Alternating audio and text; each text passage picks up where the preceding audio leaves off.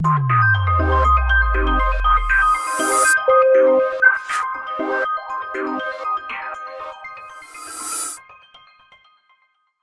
देखते हैं हम, बड़ा महत्वपूर्ण टॉपिक है हमारे पास में, मूलों की प्रकृति। देखिए और एक बार समझ लेते हैं हम, थोड़ी सी बिल्कुल शॉर्ट में बात समझते हैं। हमें मालूम है कि वर्ग समीकरण क्या होता है, ax² प्लस bx और plus c is equal to 0। ठीक है, पहली बात। दूसरी बात यह है कि इसको अगर हमें हल करना है तो हल करने के लिए हमारे पास में 3 विधि है। कौन सी विधि है? पहली विधि तो है गुणनखंड विधि। पहली विधि क्या है? गुणनखंड विधि। ठीक, गुणनखंड विधि। और दूसरी विधि है वो पूर्ण वर्ग बनाने वाली विधि, पूर्ण वर्ग बनाने वाली विधि, पूर्ण वर्ग विधि। चलिए ठीक है। तीसरी विधि होती है सूत्र विधि। कौन सा सूत्र? वर्ग समीकरण, यानी द्विघाती सूत्र भी बोला जाता है इसको, वर्ग समीकरण का सूत्र भी बोला जाता है और श्रीधराचार्य सूत्र भी बोला जाता है, क्योंकि हमने इस पर डिस्कशन किया है। श्रीधराचार्य जी ने इस सूत्र को बनाया था, सूत्र विधि। ठीक है, सूत्र विधि। अच्छा, इस क्वेश्चन को ए, बी और सी के जगह कोई भी अचर हो सकते हैं। तो इस समीकरण को हल करने के लिए हमारे पास में 3 विधियां हैं और तीनों विधियां हम पढ़ चुके हैं। अब ध्यान देना इधर, जब हम क्वेश्चन को हल करते थे तो हमारे पास में कुछ अलग अलग स्थिति आती थी। कैसी स्थिति आती थी? इसके जो x के मान होते थे, x के मान, और x के मान को ही क्या कहा जाता था? मूल कहा जाता था। मूल कहा जाता था। कितने मान होते थे इसके? तो 2 मान होते थे। x के कितने मान होते थे? 2 मान होते थे। और इन दोनों मानों को क्या बोला जाता था? मूल बोला जाता था। ठीक है ना? मूल का मतलब ये हो गया कि हल, यानी कि अगर मान लिया जाए कि x² minus 3x plus 2 is equal to 0, हमारे पास में एक वर्ग समीकरण है। यदि मैं x का मान 1 रख देता हूं तो क्या हो जाएगा? 1 का वर्ग ऋण 3 गुणित 1 धन 2 बराबर से 0, और 2 और 1 कितना हो गया? 3 ऋण 3 बराबर से 0, और 0 बराबर से 0। देखिए x का मान 1 रखने पर ये क्या हो गया? संतुष्ट हो गया। बाया पक्ष और दाया पक्ष क्या हो गया? बराबर हो गया। अच्छा, x का मान अगर मैं 2 रखता हूं तो 2 का वर्ग ऋण 3 गुणित 2 और धन 2 बराबर से 0। देखिए ये हो गया 4 ऋण 6 धन 2 बराबर से 0। 4 और 2 कितना हो गया? 6 ऋण 6 बराबर से 0, और 6 में से 6 घटाया तो 0 बराबर से 0। आपने क्या देखा? यहां पर भी बाया पक्ष और दाया पक्ष क्या हो गया? बराबर हो गया। बात क्लियर है? स्पष्ट है? मतलब हमने क्या किया, x का मान 1 रखा तो ये संतुष्ट हो गया, x का मान 2 रखा तो संतुष्ट हो गया। इसके अलावा x का आप दुनिया का कोई भी मान रख लो, ये संतुष्ट कभी नहीं होगा। मतलब बाया पक्ष दाया पक्ष कभी संतुष्ट नहीं होगा। देखिए कैसे, अगर मान लिया जाए मैं x का मान 3 रख देता हूं। देखिए 3 का वर्ग ऋण 3 गुणित 3 धन 2 बराबर से 0। 3 तिया 9 ऋण 9 धन 2 बराबर से 0। 9 से 9 कैंसिल तो 2 बराबर से 0। हुआ क्या? संतुष्ट। बाया पक्ष और दाया पक्ष बराबर नहीं है। बिल्कुल स्पष्ट बात है कि ये वर्ग समीकरण है तो इसके मूल कितने हो गए? केवल 2 ही मूल हो गए। यानी कि ऐसे 2 मान हो गए जो कि x के जगह रखेंगे तो ये संतुष्ट हो जाएगा। ऐसे केवल 2 मान हो गए। बात स्पष्ट है? 2 मान हो गए ऐसे। अच्छा, 2 के अलावा आपने देखा कि इसके अलावा आप दुनिया का कोई भी वास्तविक संख्या रख लो, ये कभी संतुष्ट नहीं होगा, क्योंकि 2 मान तो मिल गए ना आपको। इसके अलावा कोई दूसरे मान नहीं हो सकते। अब हमने एक बात यहां पर यह भी देखी है कि जब क्वेश्चन को हल करते हैं तो हमारे पास में 3 स्थिति आती है। कौन सी 3 स्थिति आती है? मूल कैसे हो गए? वास्तविक हो गए, वास्तविक, और असमान। अभी क्या हुआ था, मैंने जो उदाहरण लिया था तो एक मान किसने संतुष्ट किया था? 1 बराबर से 1 ने, और 1 बराबर से 2 ने। 1 और 2 रखने के बाद में वो संतुष्ट हो गया था। तो ये दोनों मान कैसे है, अलग अलग है और वास्तविक भी है। वास्तविक मतलब वास्तविक संख्या है, ठीक है ना। ऐसा भी हो सकता है, ऐसा भी हो सकता है कि मूल क्या है, वास्तविक हो, वास्तविक हो लेकिन समान हो, वास्तविक एवं समान। मतलब एक के जो दोनों मान रहेंगे वो क्या रहेंगे, एक जैसे रहेंगे, बराबर रहेंगे। जैसे उदाहरण के लिए x square minus 6x plus 9 is equal to 0।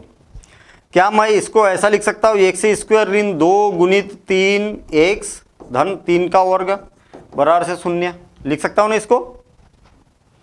6 को 2 गुणित 3 लिख दिया मैंने। देखिए a square minus 2ab plus b square, यानी कि x माइनस 3 का होल स्क्वायर लिख सकता हूं मैं, इज इक्वल टू 0, लिख सकता हूं ना ऐसा। x माइनस 3 का स्क्वायर का मतलब क्या है, 1 से ऋण 3 और 1 से ऋण 3 दो बार हो गया बराबर से 0। 1 से ऋण 3 बराबर से 0 या 1 से ऋण 3 बराबर से 0। जब ये 3 इधर जाएगा तो 1 से बराबर से 3 आ गया और ये वाला 3 जाएगा तो भी 1 से बराबर से 3 आ गया। क्या हुआ, ये हमारे पास में वर्ग समीकरण था, इसको हल किया तो हमारे पास में दो मूल ज्ञात हुए और दोनों मूल कैसे है, बराबर है, 3 3। तो वास्तविक एवं लिख सकते हैं हम इसको, वास्तविक एवं समान, वास्तविक एवं असमान, और ये क्या है, समान है। बात क्लियर है। अब तीसरी स्थिति क्या बन सकती है, ये बन सकती है कि मूल वास्तविक नहीं है, मूल वास्तविक नहीं होंगे। मतलब 3 स्थितियां बनती है। मैं आपको बता दूं, ऐसा कोई एग्जाम ही नहीं है कि इससे संबंधित कभी क्वेश्चन ना आया हो, ये मान लो आप।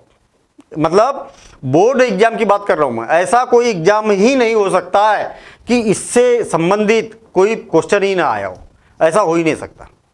कहने का मतलब इतना महत्वपूर्ण है ये बात, ठीक है ना। कौन सी बात कि हमारे पास में 3 स्थितियां होती, इसको जब हल करेंगे और इसके जो आंसर आएंगे, जब उत्तर आएंगे, तो हमारे पास 3 स्थितियां हो सकती है। मूल वास्तविक और असमान हो सकते हैं, मूल वास्तविक और समान हो सकते हैं, मूल वास्तविक नहीं होंगे। अब क्वेश्चन ये उठता है कि हमें क्वेश्चन अगर दे दिया, मान लिया जाए कि हमें एक प्रश्न दे दिया कि x square minus 5x plus 6 is equal to 0, ये एक प्रश्न आ गया और इसको क्या करना है, हमें हल करना है। स्वाभाविक सी बात है कि एक से बराबर से जब हल करेंगे तो कुछ ना कुछ 2 मान आएंगे और ये दोनों मानों को मैं अल्फा और बीटा बोल देता हूं, ठीक है। मुझे कैसे पता चलेगा कि ये जो 2 मूल है, अब आप बोलेंगे कि सर अल्फा और बीटा कहाँ से आ गया भाई। अल्फा और बीटा का मतलब अल्फा की जगह कुछ ना कुछ वास्तविक संख्या आएगी, बीटा की जगह कुछ ना कुछ संख्या आएगी। क्लियर ना। अरे अल्फा और बीटा का मान कोई भी हो सकता है, ये मेरा कहने का मतलब है। अब हमें कैसे पता चलेगा कि ये जो आंसर है, जो उत्तर है, जो इसके मूल है, ये मूल ऐसे होंगे कि ऐसे होंगे कि ऐसे होंगे, बिना हल किए। मतलब सिर्फ प्रश्न को देख के और थोड़ी बहुत गणना करके हम ये बता सके कि मूल वास्तविक और समान है, कि मूल वास्तविक और असमान है, कि मूल वास्तविक नहीं है, कैसे पता चलेगा। तो इसके लिए सूत्र विधि जो है, सूत्र विधि का जो तरीका था हमारे पास में, जो सूत्र है उसका प्रयोग करके, उसका उपयोग करके ये बात बड़े आसानी से हम ज्ञात कर सकते हैं। और वो कैसे ज्ञात कर सकते हैं, यहां पर देखना ध्यान देना। इधर मुझे एक बात बताइए कि अगर हमारे पास में ax square plus bx plus c बराबर से 0, ये क्या है, द्विघात द्विघाती समीकरण है ना, द्विघाती समीकरण है ना, उसका व्यापक रूप लिखा मैंने। जो भी समीकरण मिलेगा वो इसी प्रकार का समीकरण मिलेगा। ठीक है, अब देखिए हमें मालूम है कि इसको हल करना है हमें, तो हमारे पास में श्रीधराचार्य सूत्र है या द्विघाती सूत्र है या वर्ग समीकरण को हल करने का सूत्र है। और वो सूत्र क्या होता है?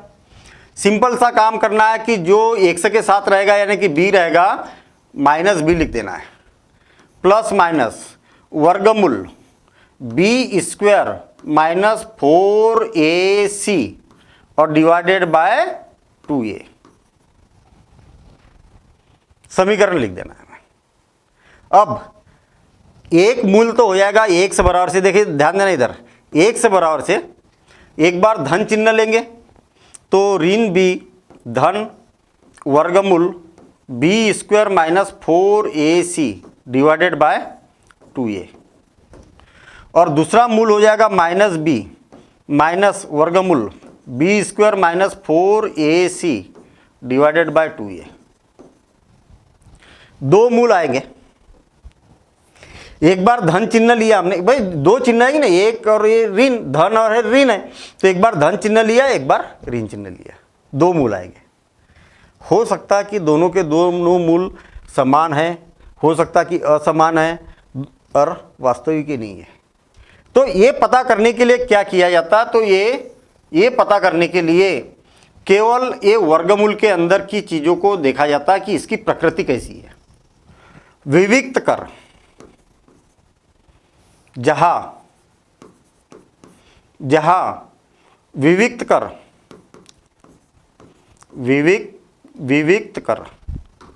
विविक्त कर या जिसको बोला जाता है डिस्क्रिमिनेंट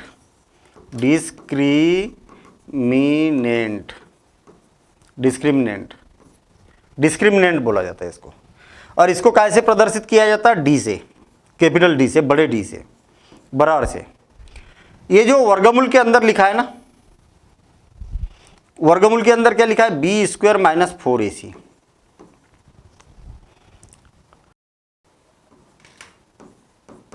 जहां विविक्त कर डी बराबर से बी स्क्वायर माइनस 4ac है।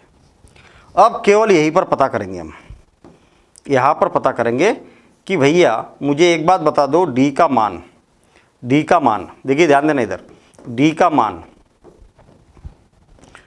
मान अगर मान लिया जाए, डी का मान क्या है? बराबर से 0 है। कहने का मतलब गणना करने के बाद में वर्गमूल के अंदर 0 आ जाता है। क्या आ जाता है?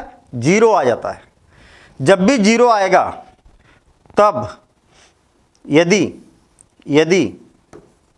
डी बराबर से 0 तब मूल क्या होंगे?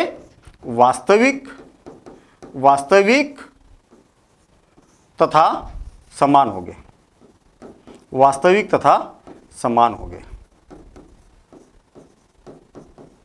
ये बात समझ में आ गई? नहीं आई कोई दिक्कत नहीं है, ठीक है। ये बात नहीं भी आई समझ में तो अभी आ जाएगी सब समझ में। पहले तो अब नोट करेंगे फिर उसके बाद समझेंगे। दूसरी स्थिति आती है यदि डी का मान 0 से बड़ा है, यानी कि धनात्मक है, तब मूल कैसे होंगे? वास्तविक तो होंगे तथा असमान होंगे।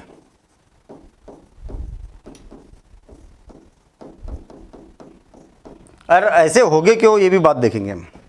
अब यदि मान लिया जाए डी का मान 0 से छोटा है, तब जो मूल है क्या होंगे?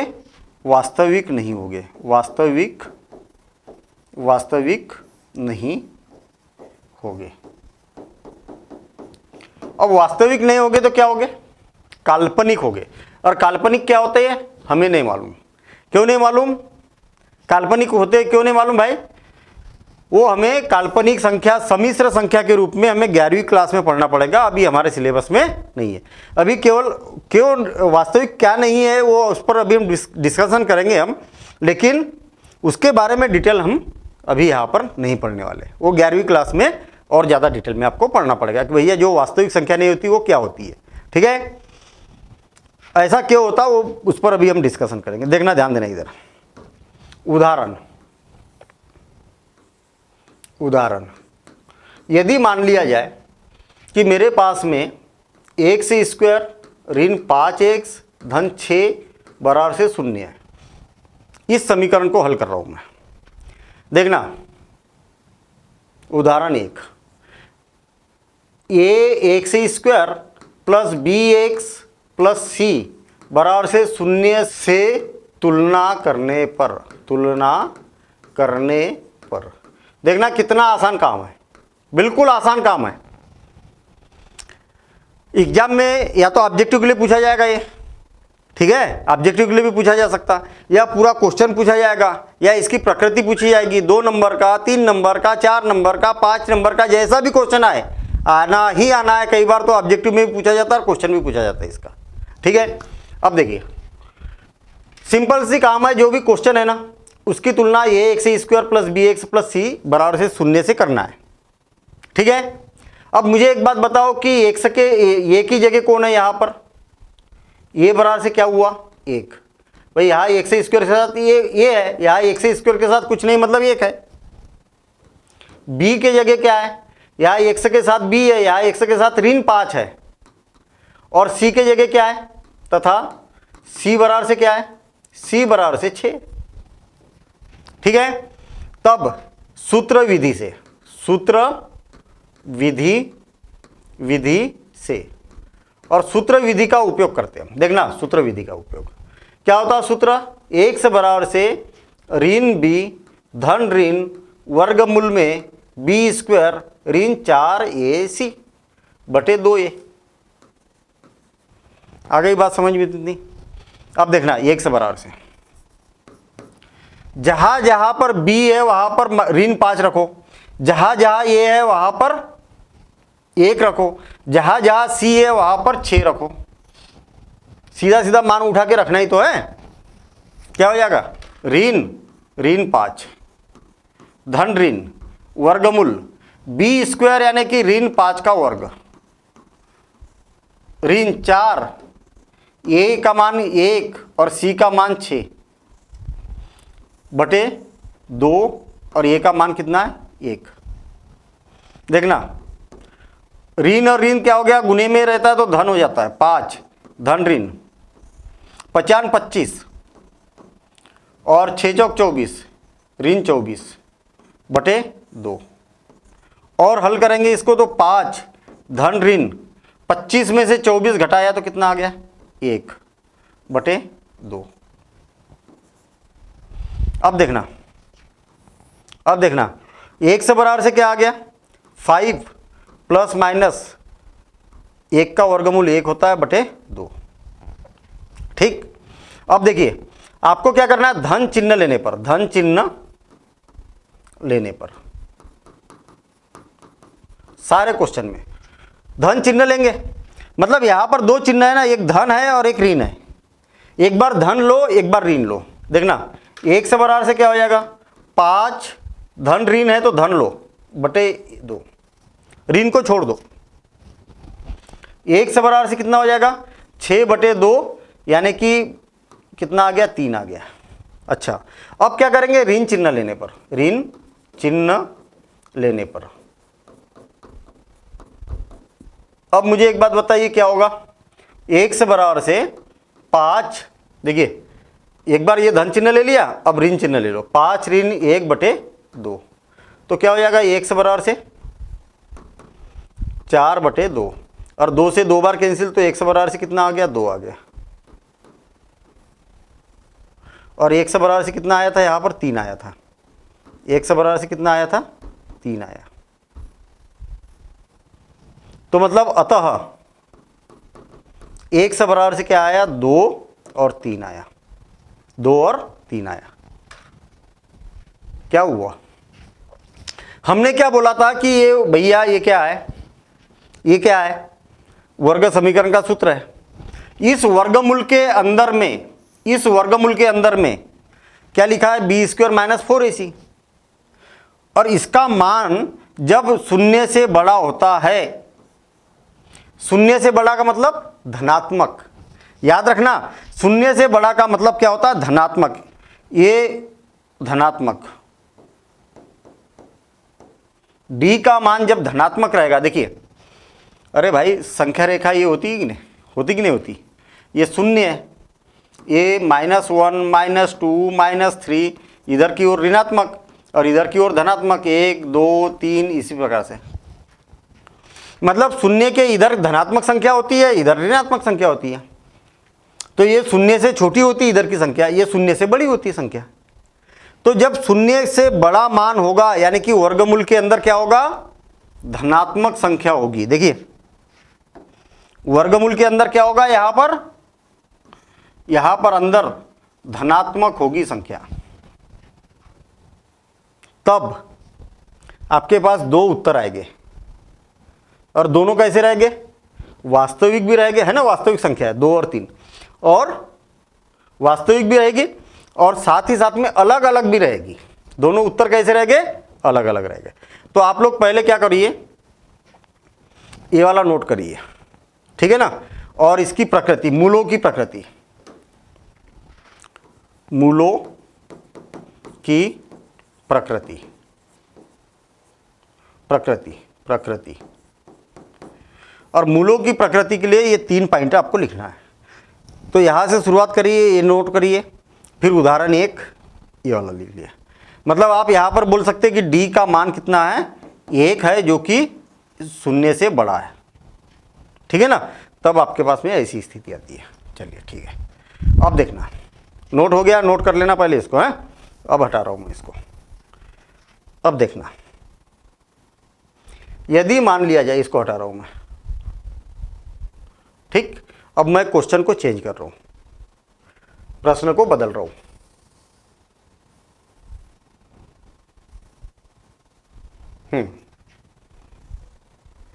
ठीक है, देखना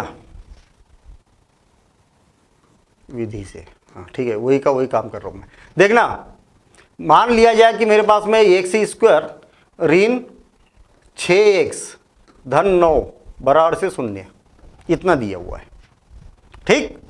अब देखना, मुझे एक बात बताइए कि a की जगह कौन है, तो 1 है, b की जगह कौन है, तो b की जगह -6 है, और c की जगह कौन है, तो 9 है। इससे तुलना की इसकी, तो 1 से ही का वर्ग के साथ में ये है, तो यहाँ पर a की जगह 1 है, यहाँ b की जगह ऋण 6 है और c की जगह 9 है। सूत्र ये होता है, हमें मालूम है, हम क्या करते हैं, सूत्र में मान रखते हैं।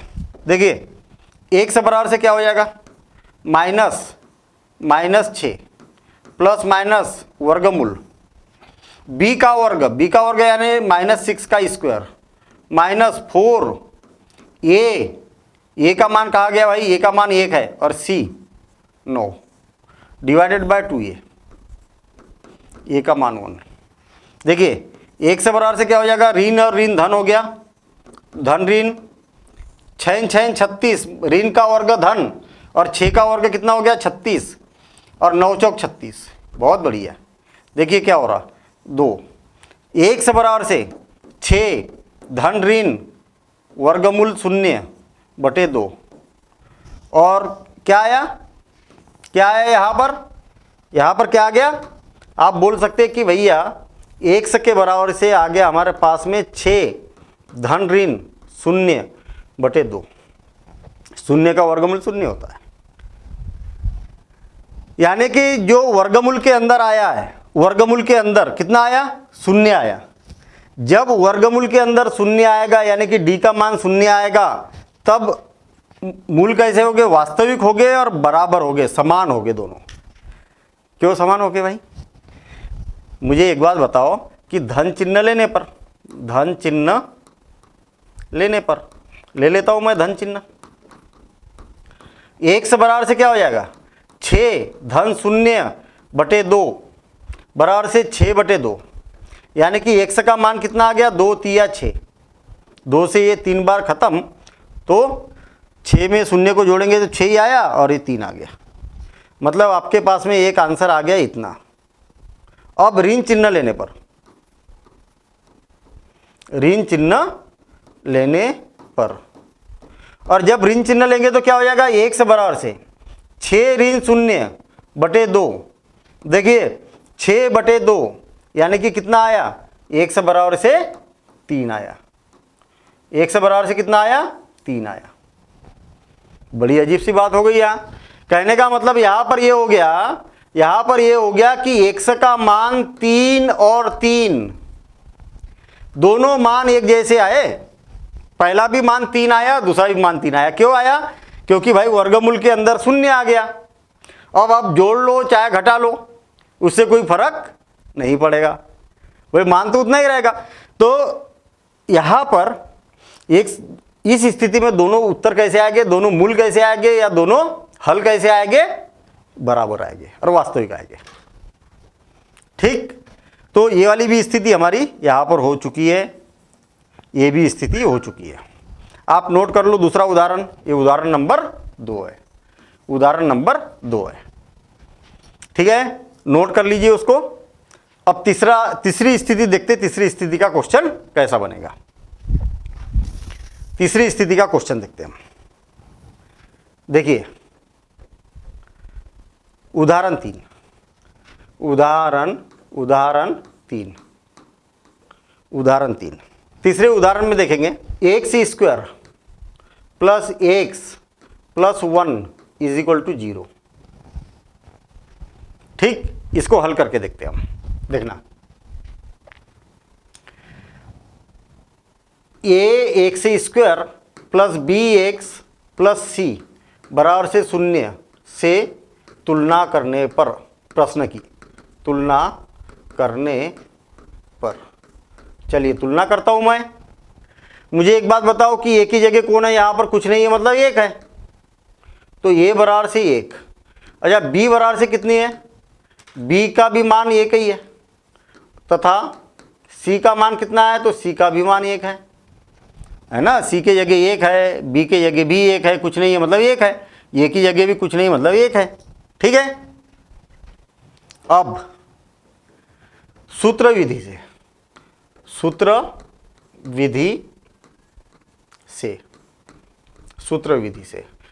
विधि से क्या हो जाएगा, 1 से बराबर से क्या होता है सूत्र, ऋण b धन ऋण वर्गमूल b² ऋण 4ac बटे 2a। ये सूत्र याद होना चाहिए। ठीक है, अब देखिए b का मान रख दो तो -1, b के जगह क्या रख दिया, 1 रख दिया, धन ऋण वर्गमूल b का वर्ग यानी 1 का वर्ग ऋण 4, a का मान 1 और c का भी मान 1 बटे 1। देखिए अब क्या हो रहा, 1 से बराबर से चल रहे हैं हम। ऋण 1 धन ऋण वर्गमूल के अंदर 1 का वर्ग क्या हो जाएगा, 1 ही होगा, ऋण 4, 4 का 4 और इसका भी 1 में गुना करेंगे तो 4 बटे 2a। 1 से बराबर से क्या हो जाएगा, ऋण 1 धन ऋण वर्गमूल में ऋण 3 बटे 2। ये इधर लिख रहा हूँ मैं, अलग से लिख रहा हूँ। ठीक है, यहाँ पर 2 है नीचे। अब देखना मजेदार बात, 1 से बराबर से क्या हो रहा, ऋण 1 धन ऋण वर्गमूल के अंदर ऋण 3 आ गया। भाई 1 में से 4 को घटाएंगे तो क्या आएगा, ऋण 3 आएगा और डिवाइडेड बाय 2। मुझे एक बात बताइए कि इस वर्गमूल का मान कितना है, वर्गमूल के अंदर कितना आया है। b वर्ग ऋण 4ac की जगह क्या आया, b वर्ग b² माइनस 4ac की जगह क्या आया, ऋण 3 आया। ऋणात्मक संख्या का वर्गमूल क्या होता है उसके बारे में अभी हम समझेंगे। जब भी वर्गमूल के अंदर ऋणात्मक संख्या आती है तो हम बोलेंगे कि कोई वास्तविक मूल नहीं होगा, कोई वास्तविक मूल नहीं होगा। तो फिर कैसा होगा, काल्पनिक मूल होगा, सम्मिश्र संख्या के रूप में आएगा, वास्तविक नहीं होगा। कैसा होगा, काल्पनिक होगा। तो काल्पनिक होता क्या है, तो बात हम 11वीं क्लास में देखेंगे। कौन सी क्लास में? 11th क्लास में। डायरेक्ट एक चैप्टर पढ़ना है हमें और उसमें यही बातें सीखना पड़ेगा। अब क्वेश्चन ये उठता है कि ऐसा होता क्यों है। प्रश्न यहीं पर खत्म हो जाता है। जब भी वर्गमूल के अंदर ऋणात्मक संख्या आती है तो प्रश्न यहीं पर खत्म। केवल ये लिखना है कोई वास्तविक मूल नहीं है, बस। और ये बात जीवन भर याद रखना, ठीक है। अब देखना, ध्यान देना इधर। ऐसा होता क्यों है, मैं एक उदाहरण लेके देख रहा हूं। 1 से स्क्वायर बराबर से अगर मान लिया जाए 4 आया, तो मुझे एक बात बताइए कि 1 से बराबर से क्या क्या होगा। तो 2 भी हो सकता है, ऋण 2 भी हो सकता है। जब 1 से स्क्वायर बराबर से 4 है तो 1 से बराबर से क्या होगा, 2 होगा या ऋण 2 होगा, दोनों में से कुछ ना कुछ होगा। ऐसा क्यों, 2 मान क्यों हो गए? तो इसको आप कई तरीके से देख सकते हैं। अगर आप 1 के जगह 2 रखेंगे तो कितना हो जाएगा, 2 का वर्ग कितना होता है, 4 होता है। अगर 1 के जगह ऋण 2 रखेंगे तो देखिए ऋण 2 का वर्ग, ऋण का वर्ग क्या होता है, धन, और 2 का वर्ग कितना होता है, 4 होता है। मतलब 2 रखने पर भी 4 हो रहा, ऋण 2 रखने पर भी 4 हो रहा। यानी कि आप बोल सकते हैं कि 1 से स्क्वायर का मान 4 है तो 1 का मान 2 या ऋण 2 होगा। दूसरे तरीके से समझते हैं। मुझे एक बात बताइए कि इधर आएगा तो क्या हो जाएगा, 1 से स्क्वायर ऋण 4 बराबर से 0। इसको बोल सकते हैं हम 1 से स्क्वायर ऋण 2 का वर्ग बराबर से 4 बराबर से 0। आपको एक सूत्र मालूम है कि ए स्क्वायर ऋण बी स्क्वायर क्या होता है, ए ऋण बी और ए धन बी होता ही ना, ऐसा सूत्र। तो ये क्या हो जाएगा, 1 से ऋण 2 और 1 से धन 2 बराबर से 0। आप यहां पर बोल सकते हैं कि 1 से ऋण 2 बराबर से 0 या 1 से धन 2 बराबर से 0। भाई इसका मान 0 होगा या इसका मान 0 होगा। अच्छा, जब इसका मान 0 होगा तो ये उधर जाएगा तो क्या हो जाएगा, 1 से बराबर से 2 या 1 से बराबर से ऋण 2। यानी कि आप बोल सकते हैं कि 1 का मान क्या होगा, 2 या ऋण 2। यानी कि 2 आंसर आएंगे आपके पास में अलग अलग प्रकार के। बात क्लियर है, ठीक है। कुल मिला के आप यहां पर ये भी बोल सकते हैं, आप यहां पर ये भी बोल सकते हैं कि इसका वर्गमूल लेने पर 1 से इक्वल टू क्या हो जाएगा, प्लस माइनस वर्गमूल 4। डायरेक्ट तीसरे तरीके से हम कर रहे हैं, देखना 2 तरीके बताए मैंने, तीसरा तरीका देखना। 1 से स्क्वायर बराबर से क्या हो गया, 4। तो 1 से बराबर से दोनों पक्षों का वर्गमूल लेंगे तो क्या हो जाएगा, वर्गमूल 4 लेकिन धन ऋण। 4 का वर्गमूल क्या होता है, 1 से बराबर से धन ऋण 2। तो मेरे ख्याल से हमने क्या किया, 1 से स्क्वायर बराबर से अगर ऐसी स्थिति रहे तो 1 से बराबर से 2 और ऋण 2 होगा, 2 मान आएंगे। ऐसा हमने 2-3 तरीके से देख लिया, ऐसा भी देख लिया, ऐसा भी देख लिया, ये वाला भी तरीका देख लिया, ऐसा होता है। अच्छा, अब दूसरा तरीका कहने का मतलब यहां पर ये हो गया कि 1 से स्क्वायर बराबर से ऋण 4 है तो 1 का मान कितना आ रहा, प्लस माइनस 2 आ रहा, धन 2 और ऋण 2। यदि मान लिया जाए कि 1 से स्क्वायर बराबर से वर्गमूल के अंदर ऋण 4 आया तो इसका मान 1 का मान क्या होगा, ये बात हम यहां पर देखना चाह रहे हैं। 1 का मान क्या होगा, 1 से स्क्वायर, अरे ये 1 से स्क्वायर नहीं, 1 से बराबर से इतना, हाँ ये है, ऐसा है। तो या तो ऐसा भी बोल सकते हैं कि 1 से स्क्वायर बराबर से ऋण 4 है तो 1 का मान क्या होगा। दोनों का मतलब एक ही है, ये वाली बात बोल दीजिए या तो फिर ये बात बोल दीजिए। भाई दोनों पक्षों का वर्ग करेंगे तो यही तो हो जाएगा। 1 का मान क्या होगा, ये क्वेश्चन है। अगर ये ऋणात्मक संख्या है तो मुझे एक बात बताइए कि दुनिया की कोई भी वास्तविक संख्या ले लो आप, उसका वर्ग करो तो ऋणात्मक संख्या आ ही नहीं सकती। देखना कोई भी संख्या है, ऋण 2 का वर्ग करेंगे तो क्या हो जाएगा, 4। 2 का वर्ग करेंगे तो क्या हो जाएगा, 4। अरे कोई भी संख्या ले लो तो उसका वर्ग करेंगे तो ऋण धन हो जाएगा कि नहीं, और धन का भी वर्ग करेंगे तो धन ही होगा। तो आपके पास में किसी ऋणात्मक संख्या का वर्ग करने के बाद में ऋणात्मक संख्या आ सकती है क्या? नहीं आ सकती। कभी आ सकती क्या? नहीं आ सकती। तो जब वर्गमूल के अंदर ऋणात्मक संख्या होती है, जब वर्गमूल के अंदर ऋणात्मक संख्या है, तो कभी भी आपको वास्तविक संख्या नहीं मिल सकती। इसीलिए बोला जाता है कि ऋणात्मक, ये देखिए ना, वर्गमूल के अंदर ऋणात्मक संख्या है तो इसके कोई भी वास्तविक मूल नहीं होंगे। ये कारण है इसका। ठीक है। तो कई बार आपको प्रश्न दिया जाता है, कि भाई x square plus 2x plus 4 is equal to 0, तो इसके मूल कैसे होंगे? मूल कैसे होंगे? कैसे होंगे का मतलब वास्तविक होंगे, और वास्तविक होंगे तो बराबर होंगे कि नहीं होंगे? वास्तविक और असमान होंगे, या इसके कोई वास्तविक मूल नहीं होंगे। ठीक है। तो ऐसा पूछा जाता है। तो सिंपल सी बात है, पूरा सूत्र और माथापच्ची करने की जरूरत हमें नहीं है। केवल d का मान निकालो। d का मान क्या होता है? B square minus 4ac। b का मान कितना है? 2 का वर्ग ऋण 4। a का मान कितना है? 1। और c का मान कितना है? 4। तो 4 ऋण 4 चौक 16, और कितना हो गया? 4 में से 16 को घटाया तो ऋण 12। d का मान कितना आ गया? ऋण 12। यानी कि d का मान कैसा आ गया? छोटा है शून्य से। ऋणात्मक संख्या है ना।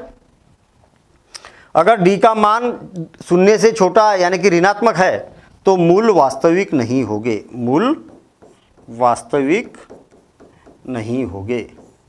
केवल आप d के मान को देख के बता सकते। अगर d का मान शून्य के बराबर है तो क्या होगा? वास्तविक तथा क्या होंगे? बराबर होंगे। दोनों बराबर होंगे अगर ये होता है तो। और यदि d का मान बड़ा है शून्य से तो क्या होंगे? वास्तविक भी होंगे। वास्तविक तो होंगे, यानी कि असमान होंगे। तथा असमान, तथा असमान। और अगर d का मान छोटा है शून्य से यानी कि ऋणात्मक है। छोटे का मतलब ऋणात्मक समझना आप। ऋणात्मक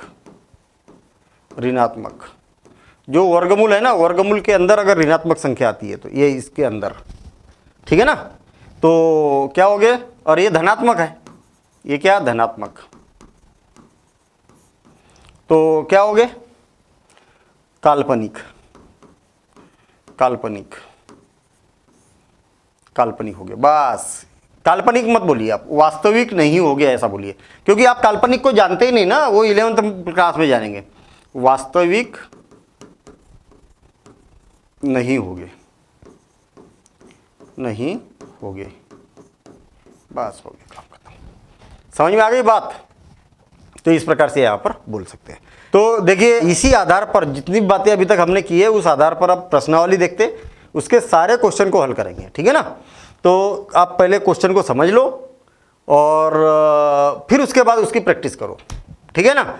ये वाले क्वेश्चन पूछे जाते हैं एग्जाम में ऐसे कि किसके क्या हो गए। तो बी स्क्वायर माइनस 4ac इतने का मान निकालना है आपको, केवल बी स्क्वायर माइनस 4ac का मान। अगर ये शून्य है तो बराबर वास्तविक, धनात्मक है तो असमान और वास्तविक, और ऋणात्मक संख्या है तो वास्तविक नहीं होंगे। ऐसा देखते हम प्रश्नावली।